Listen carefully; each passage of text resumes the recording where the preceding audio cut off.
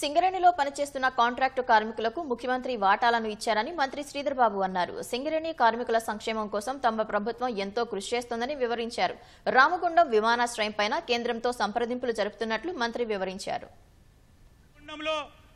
విమానాశ్రయం ఏర్పాటు చేస్తే అటు ప్రక్కన మంచిర్యాల అటువైపున్న అటు నాగ్పూర్ వరకు పక్కనున్న ఛత్తీస్గఢ్ మహారాష్ట్ర ప్రాంతాలకు సంబంధించి ఇక్కడికి సౌలభ్యంగా ఉంటుందని రామగుండంలో ఏర్పాటు చేయాలని వారు కేంద్ర శాఖను కోరటం జరిగింది. వారికి హృదయపూర్వకంగా కృతజ్ఞతలు తెలియజేస్తూ ఈరోజు శ్రీరామ్ సాగర్ ఆయకట్టుకు సంబంధించి టేలెంట్ ప్రాంత రైతు సోదరులకి నీరందియాలనే ఒక సంకల్పంతో పోతా ఉన్నాం.